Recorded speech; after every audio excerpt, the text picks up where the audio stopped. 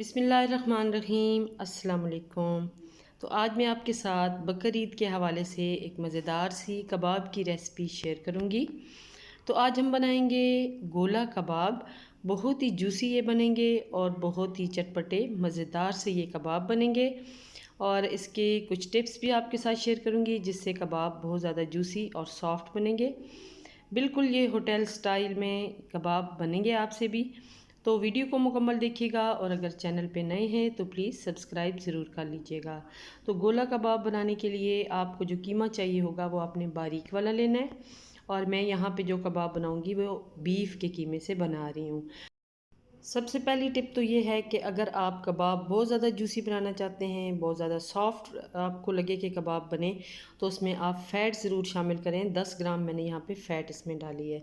3 चम्मच मैंने यहाँ पे बेसन लिया है और 1 चम्मच मैंने कॉर्नफ्लोर का लिया है। ये दोनों चीज़ें इसकी बाइंडिंग का काम करेंगी। यहाँ पे थोड़ा कबाब को चटपटा बनाने के लिए एक लेमन इसमें स्क्वीज़ करेंगे और 2 मीडियम साइज़ के मैंने प्याज लिए हैं और इन्हें इस तरह से गोल्डन फ्राई कर लिया है। अब जो दीगर मिसाले जाएंगे वो आप इसमें नोट कर लें। 1 चम्मच यहाँ पे अदरक का पेस्ट है, 1 चम्मच लहसुन का पेस्ट है, 1 चम्मच हरी मिर्चों का पेस्ट है और 1 चम्मच यहाँ पे गरम मसाला है और ये मोटा कुटा हुआ धनिया है 1 चम्मच के करीब।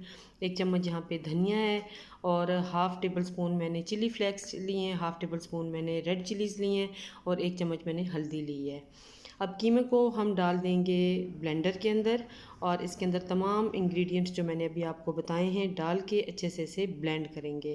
तकरीबन आप इसको 5 से 6 मिनट चॉपर में डाल के चलाएंगे ताकि तमाम इंग्रेडिएंट्स अच्छे से इसके अंदर यकजान हो जाएं।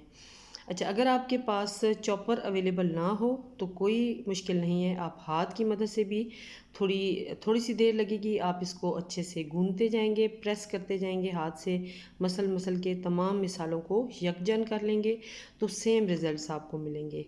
बस आपने इसे अच्छे से ब्लेंड करना है ताकि इस तरह से हमारा ये मटेरियल जो है रेडी हो जाए। थोड़ा सा ये स्टिकी होना चाहिए।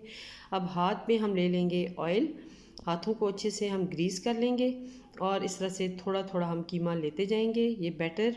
और कोई भी चीज़ ऐसी लेंगे जिससे हम कबाब की शेप दे सकें। तो यहाँ पे मैंने ले लिए एक पेंसिल और पेंसिल के साथ इस तरह से देखें मैं इसे अच्छे से कबाब की शेप देते हुए गोला कबाब बना लूँगी। तो कोई इतना मुश्किल नहीं है इन्हें बनाना। ये देखिए बहुत ही ज़बरदस्त इसकी शेप आई है। तो इसी तरह से आप कोई भी इस तरह की लंबी सी चीज़ ले लें जैसे पेंसिल है या पेन वगैरह या फिर कोई और आपके पास ऐसी चीज़ अवेलेबल हो तो इजीली आप इस तरह से गोला कबाब को शेप दे दें।